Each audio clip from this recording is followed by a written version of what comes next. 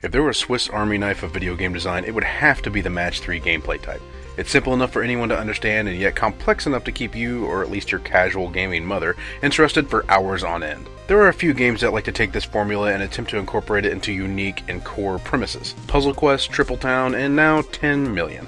In 10 Million, you play a character trying to escape a broken down castle by working your way through dungeons while collecting resources, gold, and experience, to improve both your effectiveness in battle as well as upgrade your castle and your equipment. As you can tell from the footage, the main form of interaction that the player has with the game is matching 3 icons of the same type.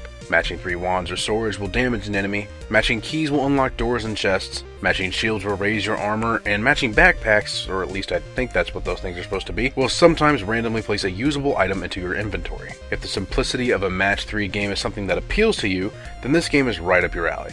There's nothing wrong with this type of gameplay at all, it's just not going to change your mind if you already don't like this type of game. The setting and motivation for matching icons is very nice as well, but it's dragged down slightly by low quality visuals and a few design hiccups. Granted, I love a good pixel art game, but there is a certain threshold where one has to look at it and say, this game is just kind of ugly, and 10 Million actually goes slightly over that threshold.